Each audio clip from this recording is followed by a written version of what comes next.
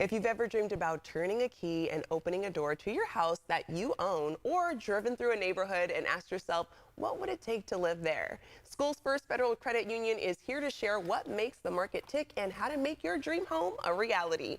Let's welcome Jason Fonseca, their Senior Learning Specialist. Welcome, Jason. Hi, thank you so much for having me, Desiree. Yeah, I'm happy to talk to you. So, Jason, can you give us the overall landscape for buyers and sellers right now? What trends are prevailing and what opportunities are on the horizon? Yeah, absolutely. That's the million-dollar question right now. How can I buy and sell inside of this market right now? And if you're a buyer, you're dealing with high interest rates and you're dealing with low inventory because the people with low interest rates want to hold on their homes, rightfully so.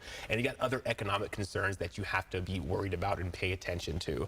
So to sum it up, if you're buying right now, you have high interest rates and you have high housing costs, and it's just not a real good outlook right now for a buyer. And if we're talking about sellers, it kind of comes back to the whole buying side of things, because if you're looking to sell, you're probably looking to buy on the back end. And if you're looking at, per se, a 30-year fix, you're getting about an average of 6 to 6.5%. And if you're adding insurance and taxes and everything that needs to be on that payment, you're looking at a much higher payment than what you're probably looking at on your current first mortgage. So it's leading a lot of sellers to kind of stay put where they're at right now. And it's kind of a tricky landscape right now with real estate. Yeah, it sounds like a juggling act, because if you're looking to sell your home, you obviously want it for a really great price. But then when you got to buy a home, you want to get it for a fairly reasonable price as well. So let's unravel our first inquiry. A curious first-time home buyer ponders the perfect timing amidst the current rates and prices like you were mentioning. What's the savvy move to make there?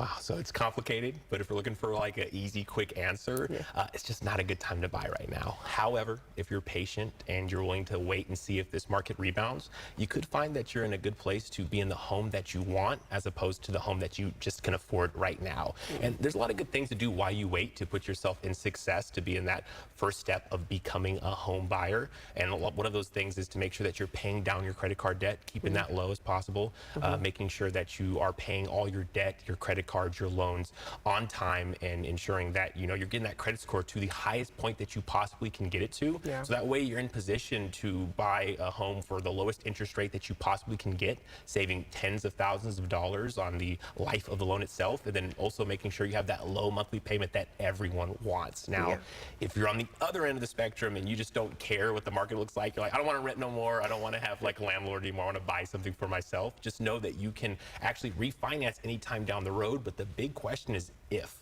the rates go down, and when that will be, no one knows, and if it's going to happen and how much that will actually be. Yeah, and it sounds like with the waiting game too, while you're waiting for the prices to be a little bit better, you can also be investing in saving to get that new home as you wait as well too. So what about a homeowner with a wealth of equity seeking cash for a significant expense and they want to refinance? What are alternate options to safeguard that low interest rate while assessing much needed funds? I love that question. Thanks for bringing that up. It's so important right now. I mean, there's always another option than refinancing out of the rate that you want to keep. One thing that people are leaning on right now is home equity loans and home equity lines of credit. And either one of these are great options to ensure that you're keeping that low interest rate on your first mortgage while tapping into the equity that you've earned.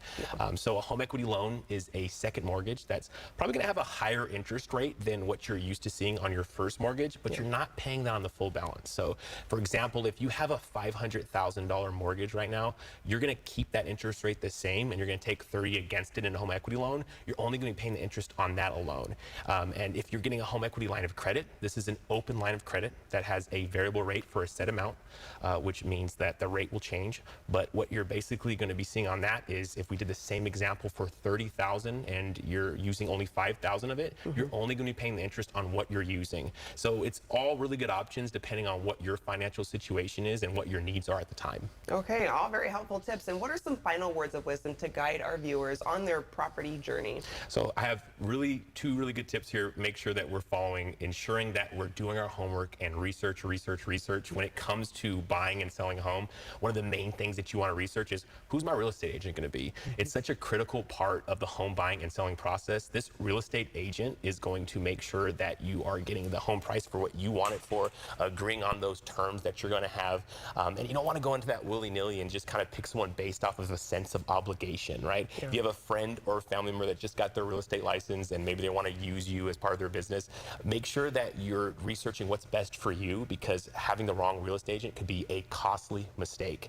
And if we're talking about research, make sure you're using the tools that you have available to you for free. One resource that you have is SchoolsFirstFCU.org and our financial wellness tab, and you can learn about this topic and any other financial topic that will help you on your financial journey. All right, all very helpful tips as we look into our real estate reality. Thanks so much for joining us this morning. Yeah, thank you so much for having me, Desiree. You bet. And like you mentioned, you can visit one of the many Schools First Federal Credit Union branch locations as seen on the screen. And as always, you can find out more by going to SchoolsFirstFCU.org.